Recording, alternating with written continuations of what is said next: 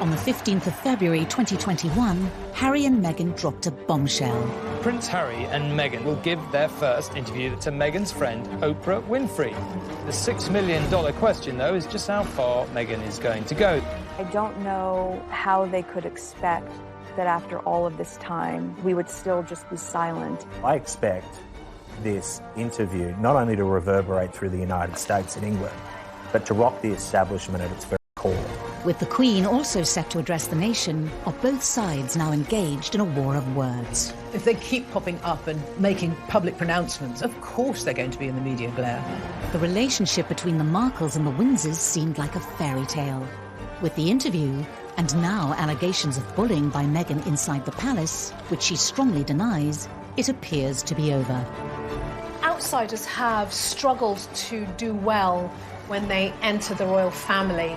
Ever have disagreements about things? Oh, yes. Tonight, the inside story of when Hollywood glamour and ambition took on the establishment.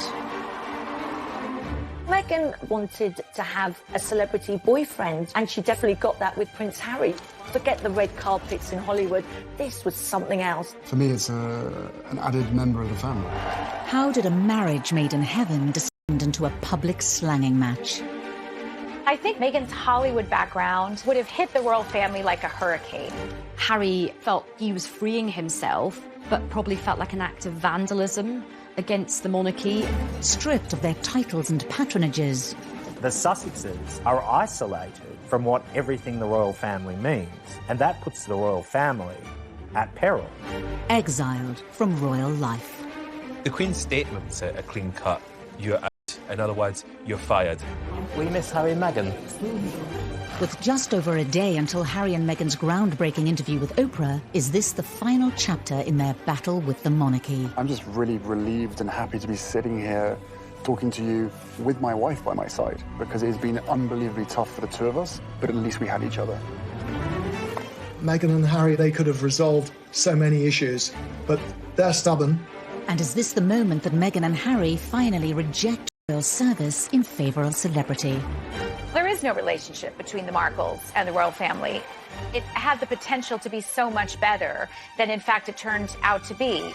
I did not have any understanding of just what it would be like.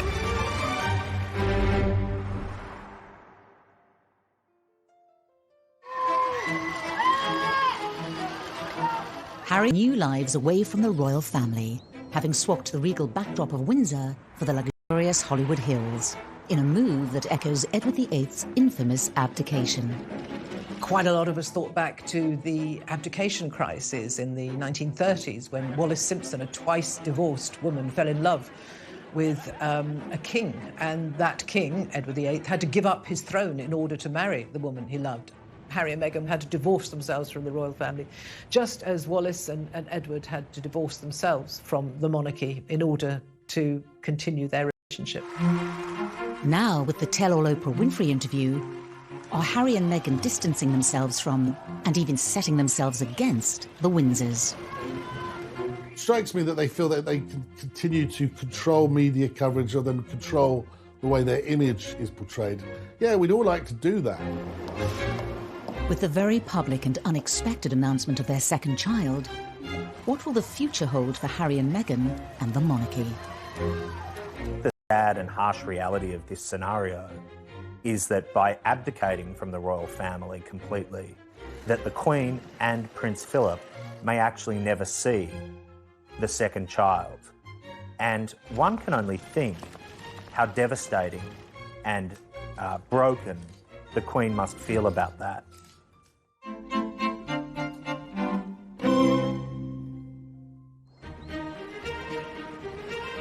In December 2017, Meghan Markle made history as she became the first royal fiancée to spend Christmas with the Queen. Talk about a baptism of fire. Here was a rare exception being made.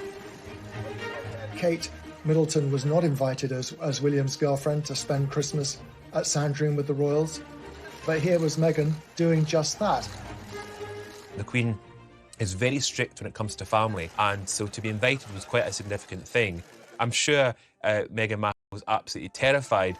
Although she had only met Harry the year before, Meghan was being fast-tracked into royal life. This extraordinary special treatment could have possibly annoyed other members of the family. Perhaps Andrew and Sarah, because Sarah Ferguson had famously been not invited to spend Christmas there when her daughters and ex-husband were there. Maybe a few people might have felt that their noses were put out of joint because they've had to work so hard with the protocol and the rules and the regulations. And here enters Meghan and is straight into Sandringham. I think it would have been a very diplomatic line that she would have had to walk. Despite the huge pressures of a first Christmas with the in-laws, being face-to-face with senior royals was a perfect opportunity to charm the firm. I'm sure it must have been pretty daunting, actually, for Meghan to rock up at Sandringham for Christmas with the Queen. What do you give the Queen? The royal family have this tradition of not giving each other expensive gifts. In fact, the cheaper the gift, the better it is. Harry once gave his grandmother, a pair of rubber gloves for doing the dishes. I mean, really quite bizarre presents. Meghan would have found that as extraordinary as a certain Diana Spencer did at her first Christmas by buying lavish gifts for her in-laws. She never made that mistake again. Meghan played a blinder on that first Christmas. She got a toy, a singing hamster for the Queen, and apparently she loved it, and so did the corgis. Despite winning over the Queen, Meghan's first royal Christmas wasn't completely free from controversy. After the festivities, a remark from Prince Harry on live radio was said to cause tensions between Meghan and her own family. I think we've got one of the biggest families that I know of, and every family is complex as well. So, no, look, she's done an absolutely amazing job, just getting in there, and it's the family that I suppose she's never had. Harry was guest editing the Today programme on Radio 4 shortly afterwards, and he said they'd had a lot of fun at Christmas. And then he made a rather unfortunate remark. He said, I suppose it's the family she never had, meaning Meghan. Well, that went down like a lead balloon with the Markle family, obviously, and it's a remark they've never forgotten. The family Meghan was joining was a far cry from the world in which she grew up.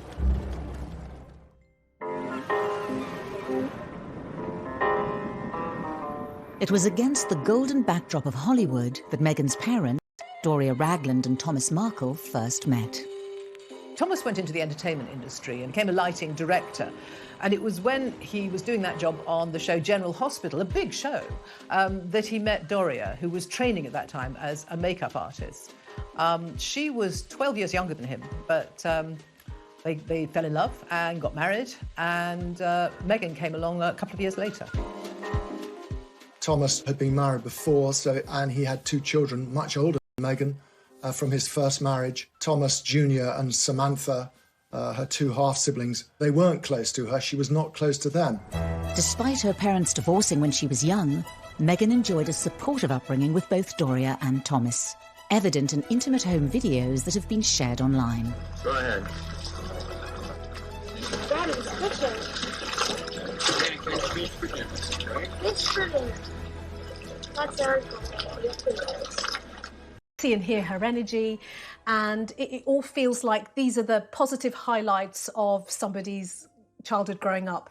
Am I there? I wonder. Okay, see you later. Bye-bye. Where's the little button? Okay. Alice also gives an insight into the early and possibly fractured relationship with her father. We're about 4 minutes from my dad's house. From my dad's house, you can see the Hollywood sign, but we aren't going to go there because my dad and I aren't on the best of terms. She says, we're not going there because my dad and I aren't getting along at the moment. This also gives a hint at a real relationship, and it might show the reality of some of their relationship, that perhaps it wasn't always great. Despite potential frictions, Thomas continued to be a strong presence in Meghan's life as she immersed herself in Hollywood. She hung around the studios where her father was the lighting director. It must have been really exciting, and she certainly got the bug. Her first big break came with Suits, when she got the plum role of Rachel that everybody fell in love with. Rachel's character was very sexy, she was savvy, she was ambitious. It's actually not dissimilar to Meghan Markle herself. Whilst Meghan was being thrust into the limelight, Prince Harry, a young officer in the British Army, was trying to escape it.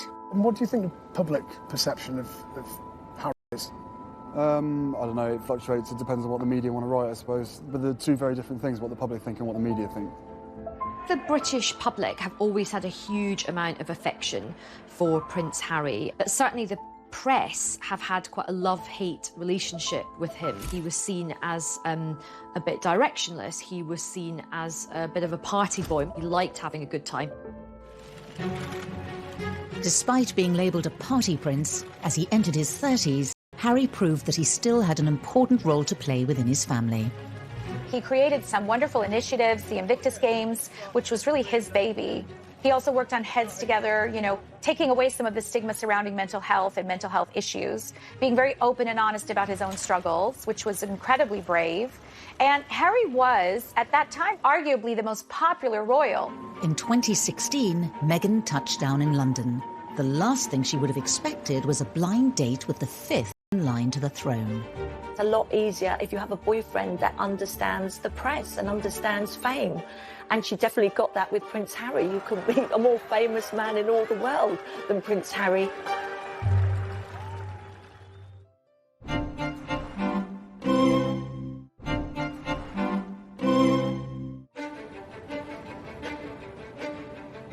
Buckingham Palace proudly announce the engagement of Prince Harry and Meghan Markle. God save the Queen! At the end of November 2017, news of Harry and Meghan's engagement emerged from the palace. There was immediate analysis and commentary about the fact that the royal family was going to welcome in a woman of mixed heritage, an American woman, and a woman who was divorced. Two completely different families were to be joined together. But behind the scenes, tensions had already emerged. In my opinion, the engagement interview is when things really started to sour. You met each other's families, I imagine. Yes, his family's been so welcoming. And Meghan, your parents, do you think, well, very happy for you, obviously. Do you think they have worried at all about the scale of what you're getting into? Well, I'm sure at the onset, both my parents and my close friends were concerned. I did not have any understanding of just what it would be like.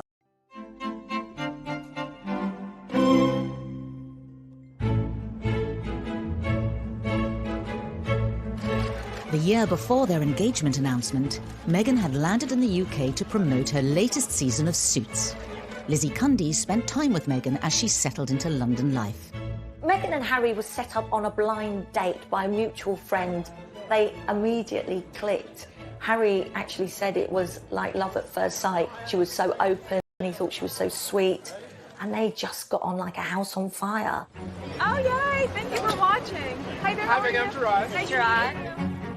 Very few people knew the couple were dating, but Meghan let her mother Doria in on the secret. Any young man wants to make a very good impression, and I don't think Harry was any different.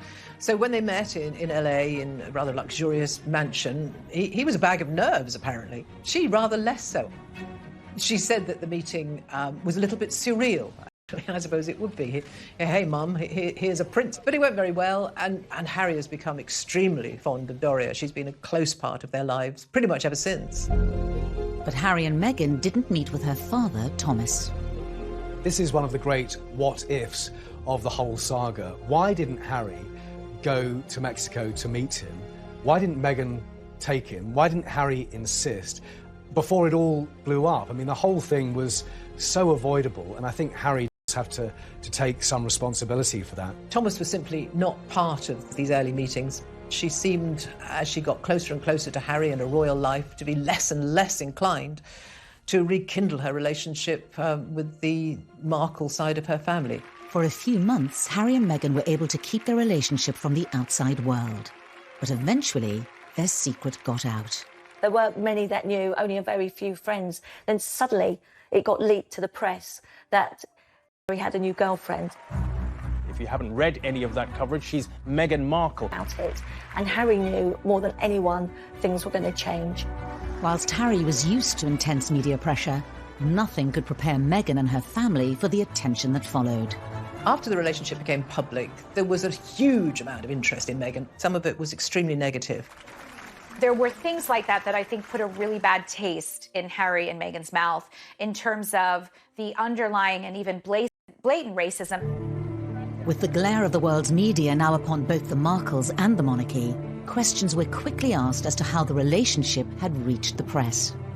When in a relationship or dating with a member of the royal family from the palace, it's not an easy thing to keep secret. Prince Harry's got his close protection and they're very discreet, but at the same time there's other people who quite enjoy, can I say, a gossip.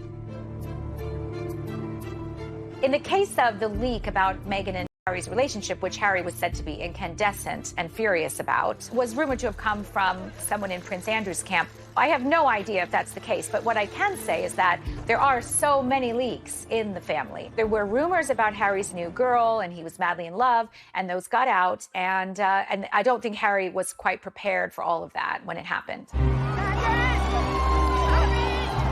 The wave of intense media attention led Harry to take a public stand against the press.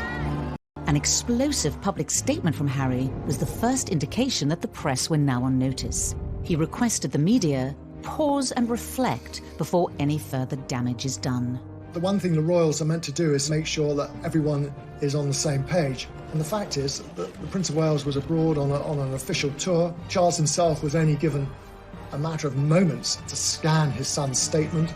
And there was a feeling that Harry had been thoughtless and that he should have consulted his father, he should have consulted his brother more, and there could have been a more measured response. With Harry and Meghan's relationship now public, the media interest was out of their control. But Meghan would need to put all that to one side as she focused on important meetings behind palace walls.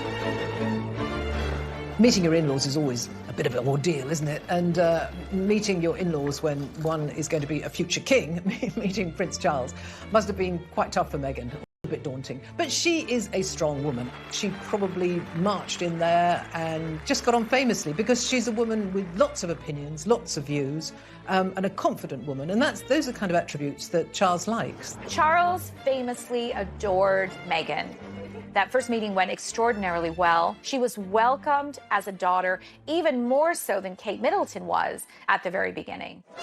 As well as charming Prince Charles, Meghan also had a very successful first meeting with the Queen. Which is an extraordinary thing for the way the Queen keeps her schedule. Meghan was warmly welcomed. You know, here she is, articulate, bright, intelligent, well-spoken, beautiful, elegant. What's not to like?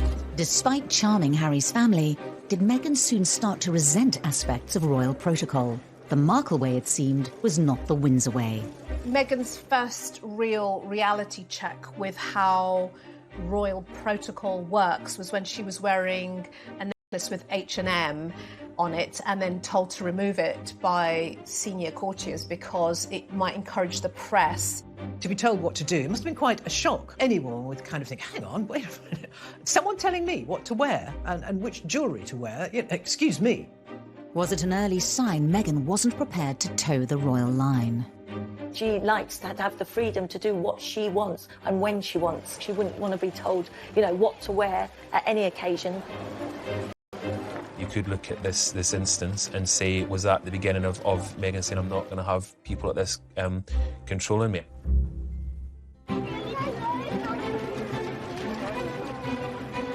Despite a whirlwind introduction to royal life, Meghan stood firm. And as the final preparations for the royal wedding were put in place, Meghan's mother Doria was introduced to the establishment's key players. She was given VIP treatment. I suppose perhaps it was her first taste of being associated with royalty, you know, being whisked through security at Heathrow Airport. She was taken first to Clarence House to meet Charles and Camilla, and I think that went very well indeed. Meeting all the royals, Kate, William, Charles, must have felt like royal speed dating. I've got to get to know everybody, I've got to form these connections really quickly. Even the rather wonderfully confident Doria found, you know, fairly awesome actually meeting the Queen. Harry, again, had prepared his mother-in-law-to-be by saying, you know, she's my gran, try and think of her that way. Though I don't think many people think about the Queen that way. While Doria was winning over the Windsors, another member of the Markle family was conspicuous in their absence. It had been planned that Thomas Markle would have flown over and that he was going to walk Meghan down the aisle as father of the bride. However, it came to light that Thomas Markle had worked with a paparazzi photographer to stage photographs of him ahead of the wedding. He was living in Mexico, surrounded by paparazzi. He tried to set up this deal with a photographer in the belief that they would then go away. Well, I'm afraid that just shows his naivety. A family that he'd let down his beloved daughter, who he used to call Princess. What we've since learned, according to members of the family, is that there was zero support from Buckingham Palace or Harry and Meghan in order to support Thomas. The stress of dealing with the press and the build-up to the big day took its toll on Thomas. Just days before the wedding, he had a heart attack and had to go to hospital. He had to have stents put in. By the time he emerged, he said that he was not able to fly because of these procedures, and he pulled out of the wedding. And this was a huge drama on the eve of a wedding. I mean, it's stressful enough marrying into the royal family, but to do it with all this scrutiny and this media frenzy and this scandal around your family, you know, the stress must have been unbearable.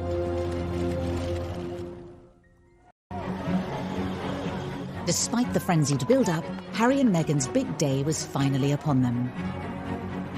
But with her father unable to give her away, Meghan was left with a huge dilemma. In finding a solution, she broke with tradition, leaning on Harry's father, Prince Charles. I thought it was the perfect embodiment, actually, of the modern woman, that she started out on her own, walked halfway down on her own, and then Charles joined her. It looked right. It sort of gave us an idea of what Meghan was going to be like. It sort of declaration of independence, if you like, on her part. I don't need anyone to give me away. I'm a free person. Was Meghan's independence also evident from the wedding's exclusive A-list guests? We saw Idris Elba and George Clooney and Oprah, you know, walking in. There was this kind of like, whoa, whoa, whoa. I didn't know Meghan knew all these people. It was a star-spotting day, and she looked great. The bride looked fantastic. It was a wonderful day. I think everyone just thoroughly enjoyed it, and you just felt a sense of true welcome of this young bride into the royal fold. To the eyes of the world, Harry and Meghan's wedding had the flavour of a fairy tale. Meghan wanted it to be right. She wanted it to be perfect, but she wanted it to be done her way, not the royal way, or how the other royals had done it. Forget the red carpets in Hollywood. This was something else. But even as the signatures on the wedding licence were still drying, the Markles' wider family were beginning to make themselves heard. Everything seemed so, I don't know, magical, hunky-dory after the wedding. Then it all got a bit soured, a bit tarnished by Meghan's family. Come to an abrupt end. She was an adult, she had her own ideas, and she was going to do it her way. In the past, when royals marry royals, the organisations, the firms all work together to make sure there's no issues, where they can't have that control when you're marrying it into, can I say, normal families.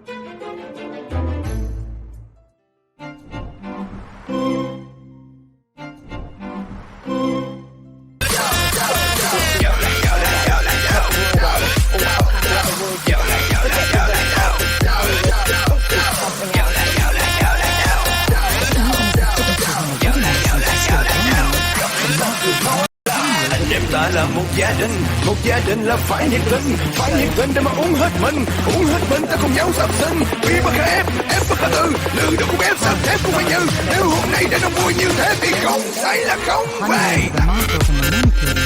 Soon come to an abrupt end. She was an adult, she had her own ideas, she was going to do it her way. Royal marry royals, the organisations, the firms all work together. Không say là không về.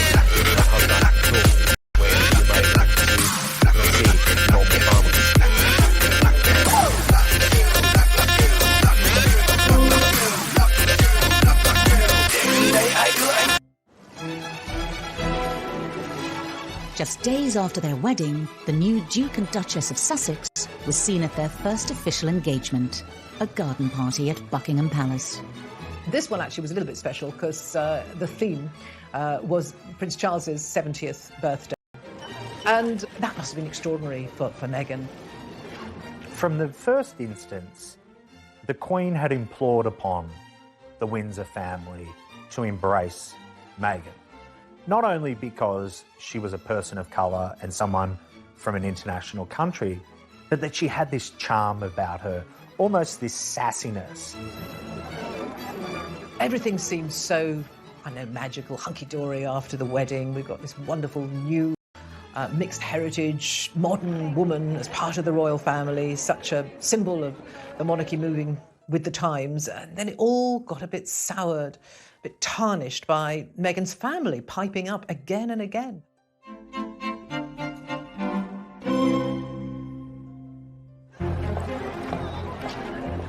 It's so good to have a role model or someone to look up to, but oftentimes when it's someone who looks like you or comes from where you come from, it's easier to connect and see it in a different way. Meghan was used to cameras and publicity, but really nothing can prepare someone for entering the most famous family in the world. And I think even she admits she was taken aback by it. As Meghan was extraordinary that Meghan's dad did like a press tour in the days after the wedding, putting forward his side of things. It can't have been very easy for Meghan to watch her dad on television publicly displaying her side of the story or her version of events. Well, I'm very disappointed by it. Millions watched as he gave an interview to Good Morning Britain, saying he hadn't heard from his daughter since before the wedding. I'm not sure why it's happening, and I'm waiting. I'm reaching out. I've been trying to reach out for several weeks. Every day I try to text her. It demonstrated that here was a man who was going to, shoot from the lip, if you like, and he wasn't afraid to say what he wanted. I love you very much. You're my daughter, and I'd really like to hear from you. Whatever differences or problems we had, that we should be able to work them out. We're family.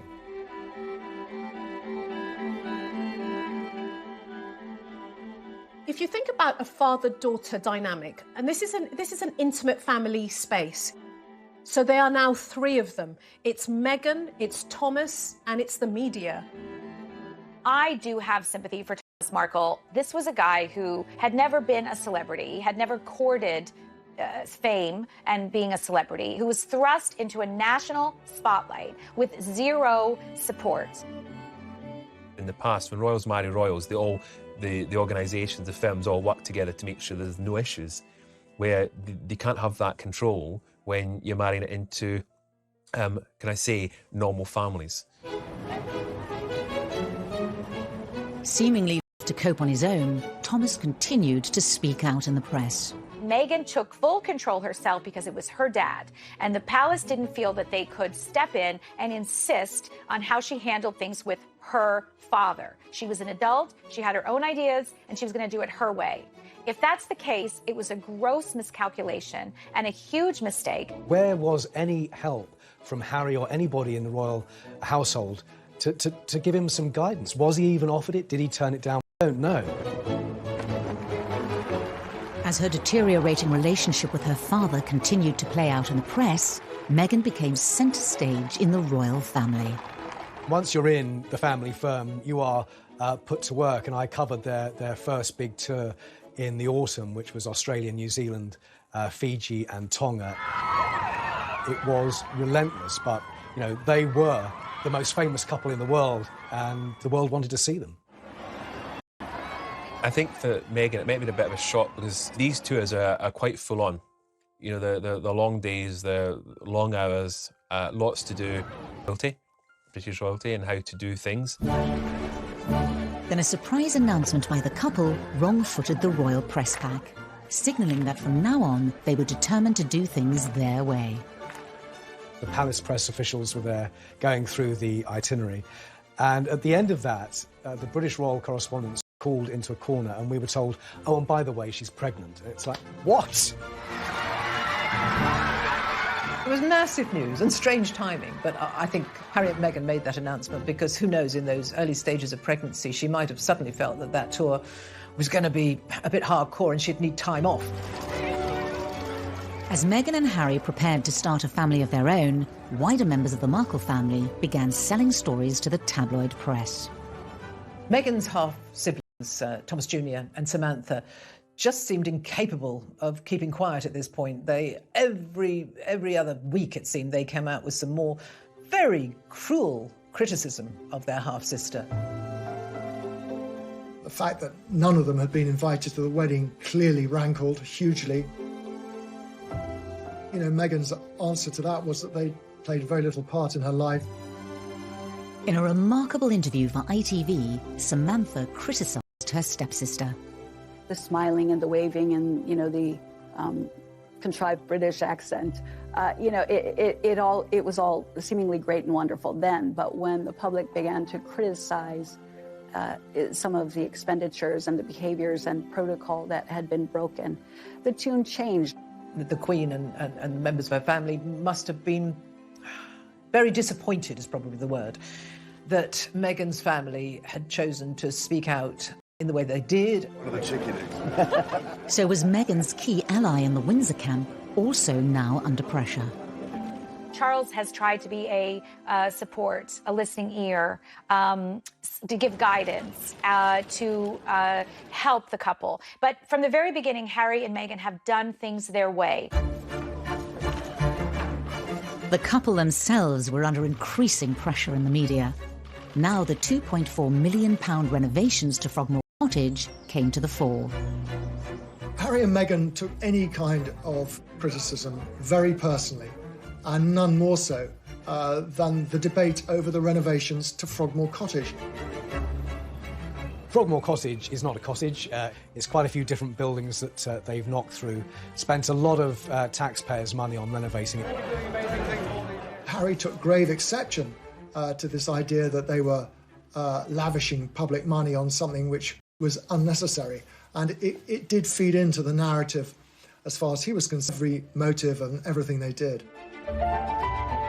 Meghan's mother, Doria, could only watch on as her daughter struggled with the criticism and harsh media spotlight. There's no doubt in my mind from what we can see that Meghan has a really close relationship with her mother. Somebody who would always, you know, have her back, speak truth to her, and, you know, help her make the kind of choices that she needs to make. It must be difficult for any mother to see her daughter being splashed over the papers for things that she might not want to be in the papers, but ultimately you can't control the press. It's a beast of its own. But on the 6th of May 2019, Meghan and Harry were able to share some happy news. Meghan gave birth to a baby boy, Archie Harrison Mountbatten Windsor, and secured the couple's direct line to the throne. And baby are doing incredibly well. It's been the most amazing experience I could ever possibly imagine. Archie would be part of the bloodlines of a storied family with hundreds of years of history behind it. Harry and Meghan released a touching family photograph to mark Archie's monumental first meeting with the monarch. There is Doria, a black woman. There is Meghan, a biracial woman. In that picture, there's so much hope, and it does not look like the stuffy royal family that we all know. The birth of Archie was quite a moment for the Markle family, certainly. But for Doria, that must really have resonated with her. She was over here, so she was very much part of this new little family. After the birth, Meghan decided to keep her mother close by. Doria stayed on with Meghan and Harry at Frogmore Cottage, and the royals began to visit the new arrival. William and Kate went on their own without their children to visit the baby. People saw that as a snub. I don't think that was fair enough. They didn't want 3 children running around the place. He would have turned up, given his brother a hug, and they would have congratulated them. Charles took 10 days before he visited Archie. Camilla could have been in tow. He perhaps thought he was being respectful. But when her mother returned to Los Angeles, did Meghan feel alone? Doria was very supportive, but of course she had to go home. So I think Doria's absence would have hit Meghan very hard.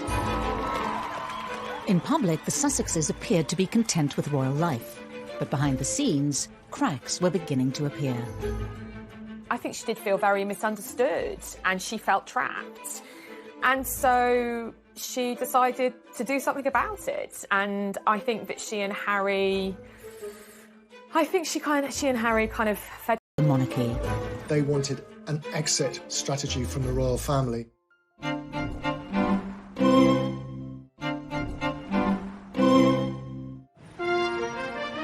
With the birth of Archie in May 2019, Meghan and Harry seem to have cemented their place at the very heart of the royal family. Despite ongoing battles between Meghan, her family and the press, for now, their popularity with the public remained undimmed. I think the Queen had high hopes for them being, great brand ambassadors for the royal family. Harry and Meghan made it clear they wanted to be different kind of royals. They wanted to engage more. They clearly wanted to have close links with young people. I think the Queen seized on that with alacrity. Harry and Meghan were enormously popular, and I think everyone thought this was the cementing of the future of the monarchy. There was going to be these two young couples, William and Catherine, Harry and Meghan, taking it forward.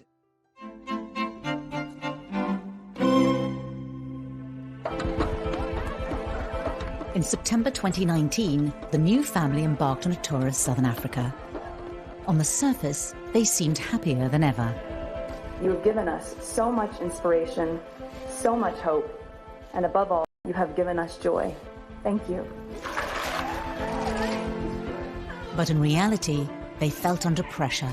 In a revealing interview for an ITV documentary, Meghan dropped a bombshell. Yeah, well, I guess, and also thank you for asking, because not many people have asked if I'm okay. But it's a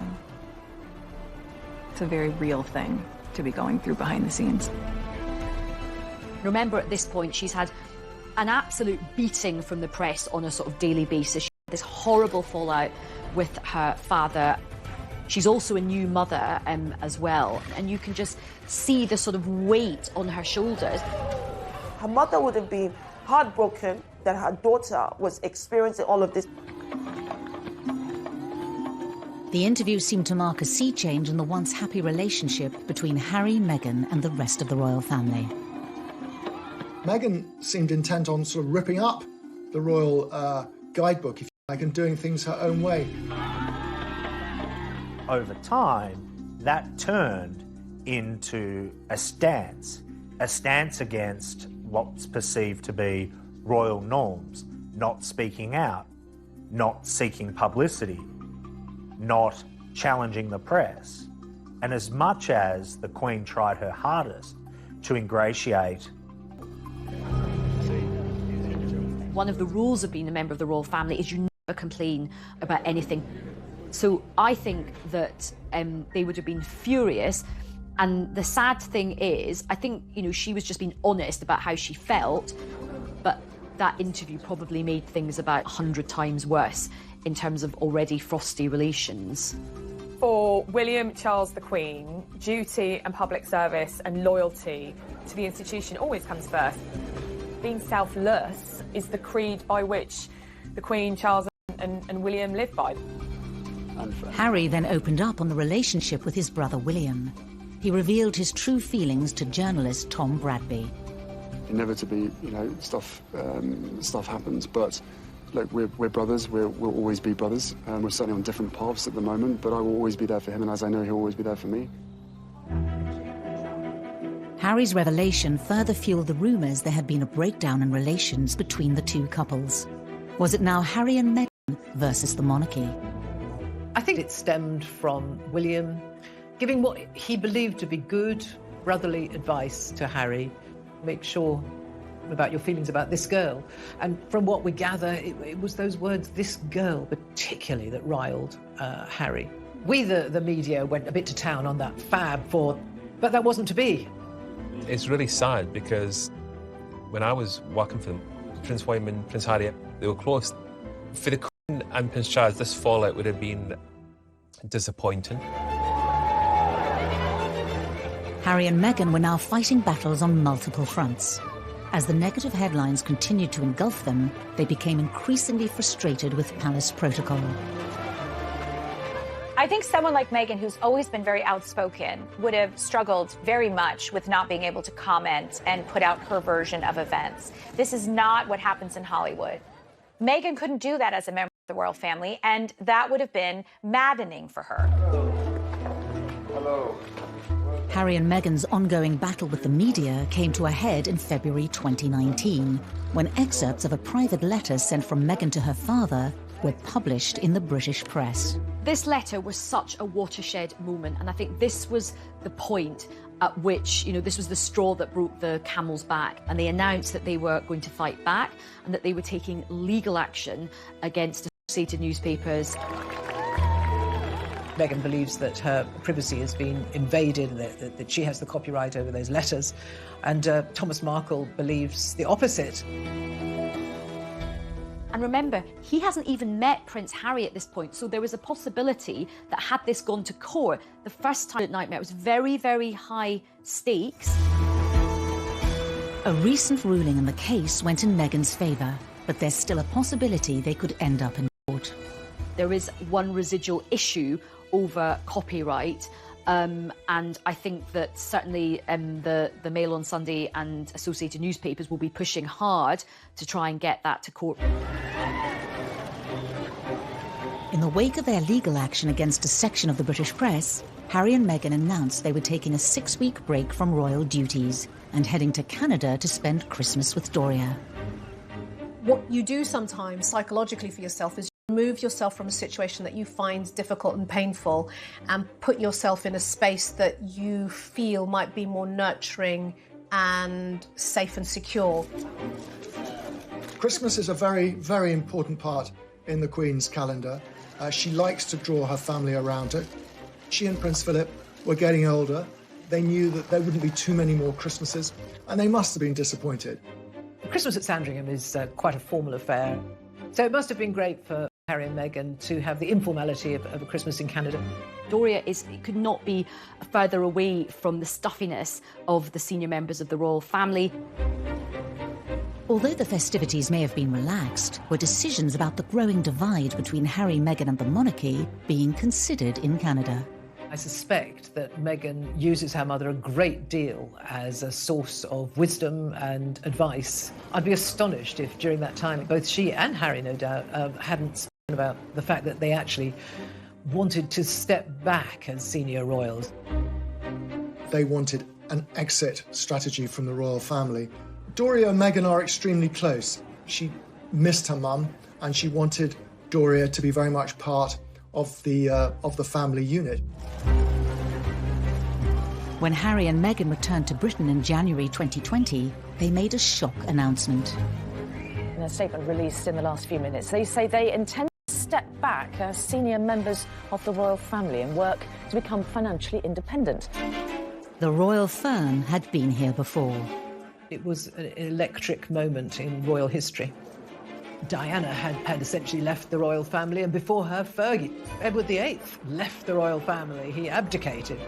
Leaving the royal family is possible, but it's messy. Initially, it was a sort of geographical split. They would be moving to Canada. They would come to Britain to do engagements when it suited them. The tabloids dubbed their decision as Megxit, and it sent shockwaves through the royal family. I actually spoke to some colleagues from the royal household, and we were all in absolute disbelief that this is himself. But for his father and brother and grandmother, it probably felt like an act of vandalism against the monarchy. They would have been both furious, but equally heartbroken as well. Away from the royal family, Meghan's supportive mother Doria treated the announcement with the utmost discretion. I think Doria has acted in the most regal way in all of this, because the royal way is to don't complain and don't explain. And that's exactly what Doria did. However, the wider members of the Markle family again talked to the press. Thomas Markle saying, oh, she dumped her own family, now she's going to dump the royal family. They suggested that this was always Meghan's intention from the off. And Samantha was an arch critic of everything she does. She thinks her sister's a phony. She thinks she's insincere. In the Windsor household, the Queen called an emergency meeting at Sandringham. Prince William was centre stage. It was an extraordinarily awkward family meeting, and there were reports that William was actually less inclined to negotiate. Sure, it must have been quite tricky. It's the first time the two brothers had been together in the same room for quite some time. The Queen, and certainly Prince William's view, was that the royal family doesn't work like that. As an institution, you've got to be around for the whole gig. You can't just pick and choose. The Queen issued a statement that outlined a transition period to allow Harry and Meghan to step back from their roles as senior members of the royal family. The Queen's statement was obviously very much from her heart, but at the same time, it was very clean cut. You know, this is how it is. You're out. It's as simple as that. Preparations for their new life could begin. But what would become of the broken union between Harry, Meghan and the monarchy? Meghan and Harry seem to live by the beach, you know, do yoga. It's a very different life to the Windsors, and I don't think Harry will ever be able to go back to that life. And how would life stateside affect the dynamic between the two families?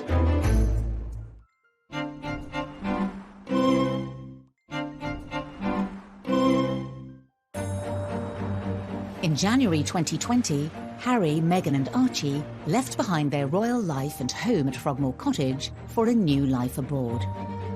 For Prince Harry, it was a big decision because he's leaving his friends, his family. He felt he had to get his family out of Britain. He felt so angry and hurt about the press and about the institution of the monarchy.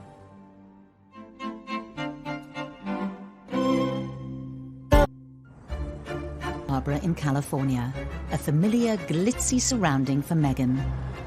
Meghan and Harry live in Montecito, which is a very posh, fancy enclave.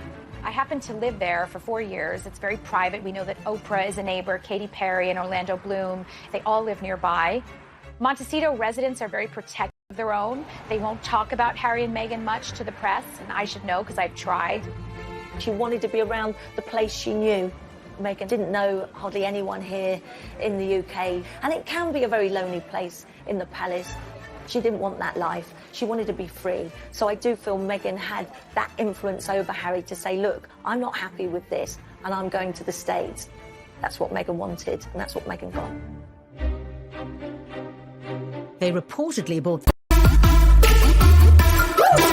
after a brief stay in Canada, Meghan and Harry settled in Santa Barbara in California. 1, 2, 3, let's go to the party now. 1, 2, 3, all the girls go round and round. 1, 2, 3, DJ, let's get some loud. 1, 2, 3, hey friends, let's join the sound. Drink up and drink it up. We can say never give up. Drink it up and drink it up. You drink it up, we drink it up. Shake your sucking drains up. Shake your sucking drains up. Shake your sucking, shake your sucking drains up. She wanted to be around the place she knew. They didn't know hardly anyone here in the UK. And it can be a very lonely place in the palace. She didn't want that life. She wanted to go in.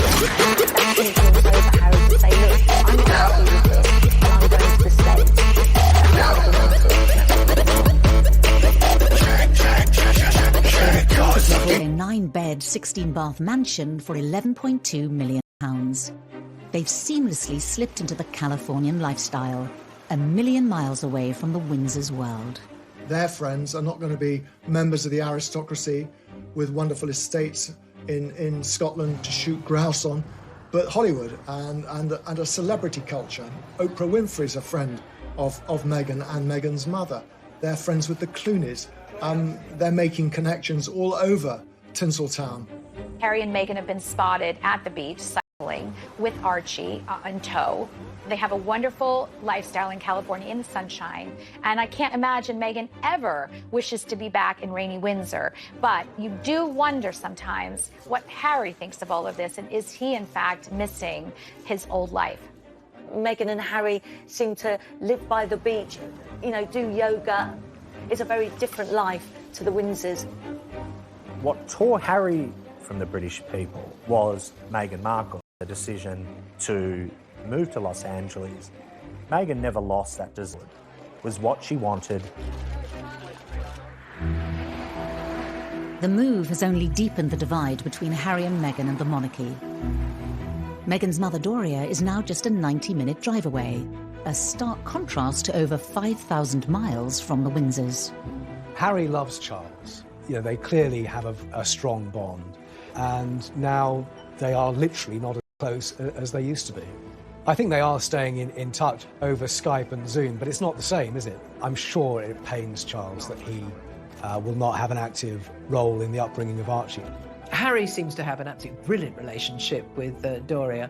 There's no doubt that Meghan and Doria are closer geographically, physically, and perhaps emotionally as well than they ever have been.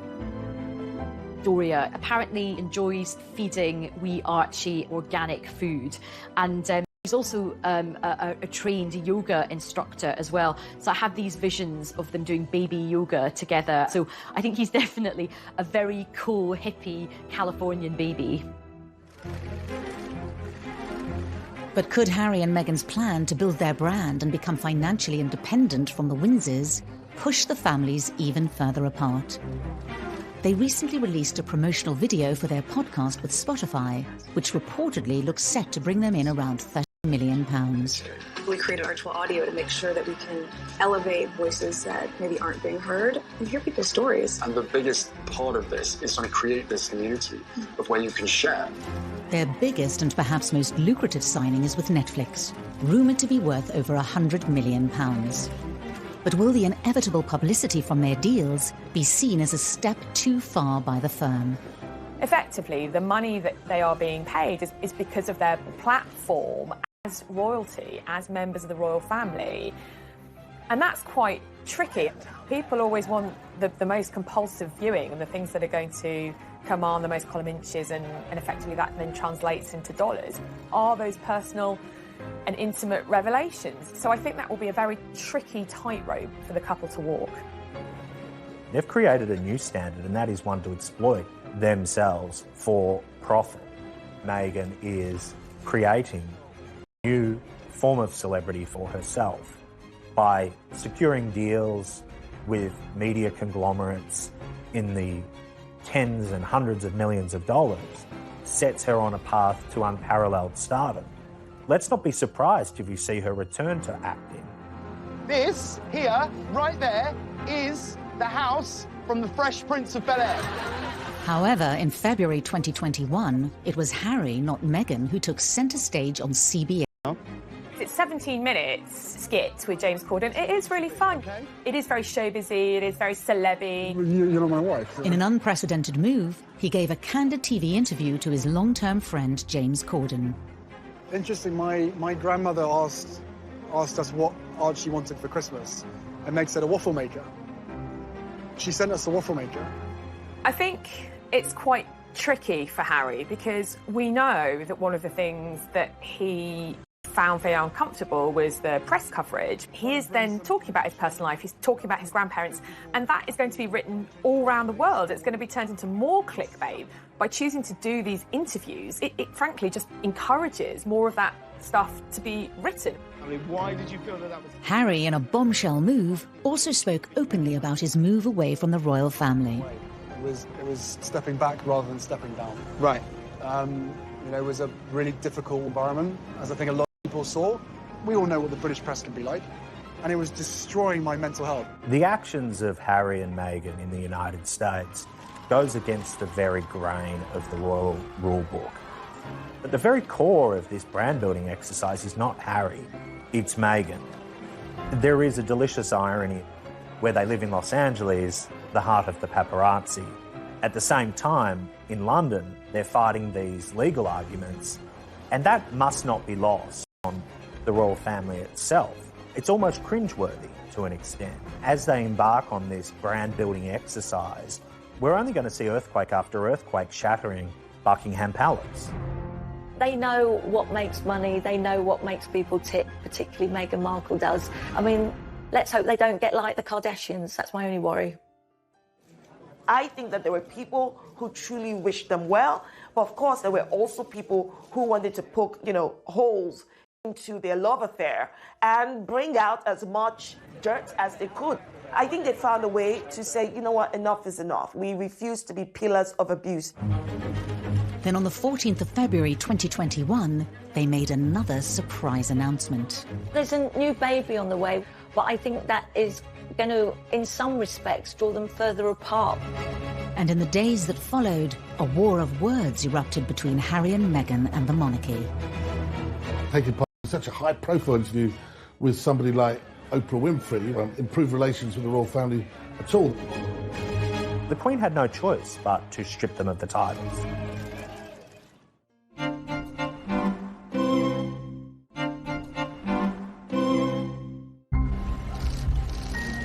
On Valentine's Day 2021, Meghan and Harry announced their second pregnancy to the world. New baby on the way, which is amazing news. But I think that is going to, in some respects, draw them further apart. They're going to spend most of their time in the US and they want to make their life there. The chances of the newborn reaching England in the foreseeable future is next to zero. And one must sympathise with the Queen. That's disheartening and heartbreaking. Increasingly, one wonders how much influence the royal family will even have. The royals are going to become distant relatives, I suspect.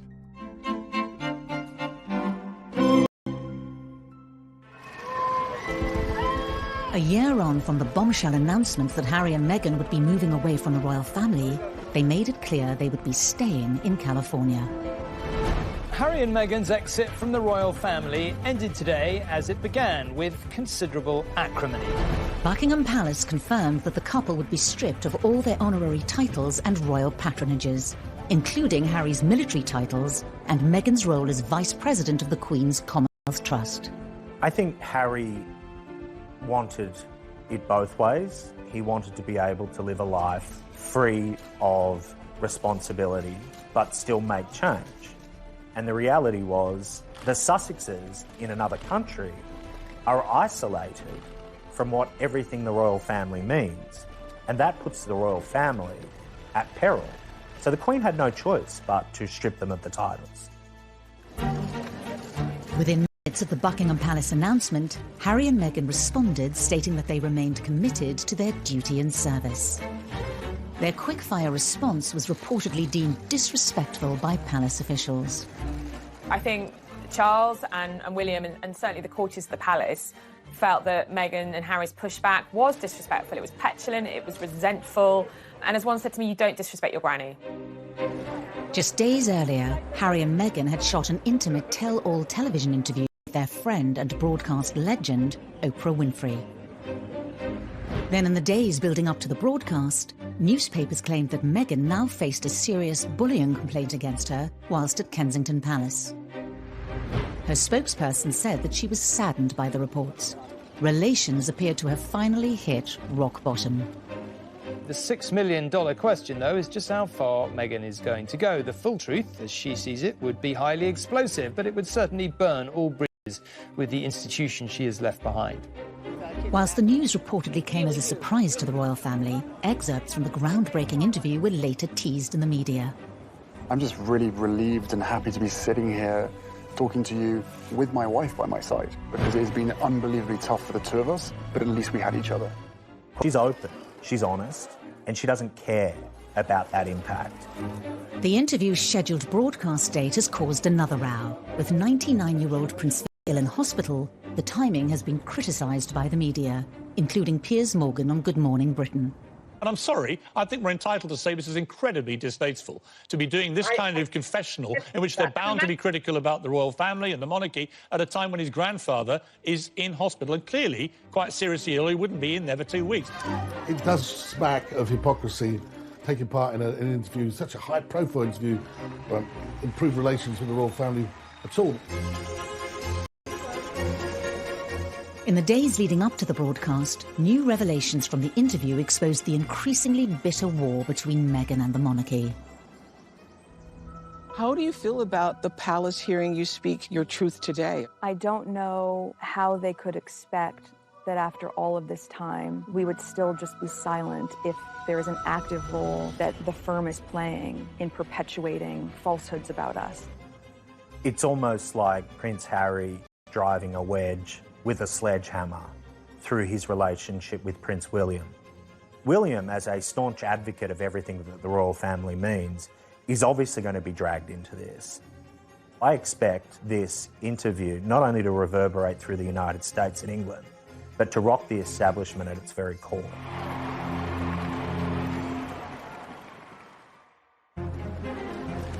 Could Harry and Meghan's fallout with the monarchy leave its mark for decades to come? It's like a war. I don't believe Harry would be outside the royal family except for marrying Meghan Markle. They've lost a critical component of what the royal family represented. The British people had an affinity with Harry. Now, to divorce himself from that family really is an abandonment of what he was born into. What began as a breath of fresh air cascaded into a series of family conflicts, controversies and trouble for Harry and Meghan and the monarchy. These are family stories that are complicated, run deep. If people feel very hurt and betrayed and they feel that this relationship is broken beyond repair, then that might be the reality. But Harry and William, they've reached a bad place in their relationship, and one can only hope that they build bridges going forward, because the only losers in all this will be them.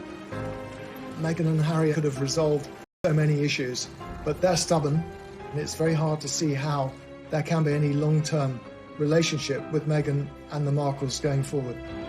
I think that in the initial stage, there was a fairy tale about this. I think it's a real lost opportunity for the royal family that they couldn't make it work, that Meghan couldn't become an integral part of the future of the monarchy. The monarchy could be seen to be so much more inclusive, modern, moving with the times, evolving.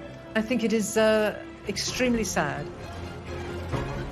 She was ready to do what it takes to be, to be a wife for Harry, and to be a member of the royal family that the country can be proud of. But I personally don't think that wanting to be a member of the family should cost you your independence or independent thoughts.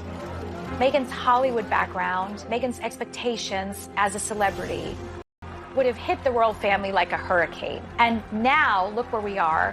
It had the potential to be so much better than, in fact, it turned out to be.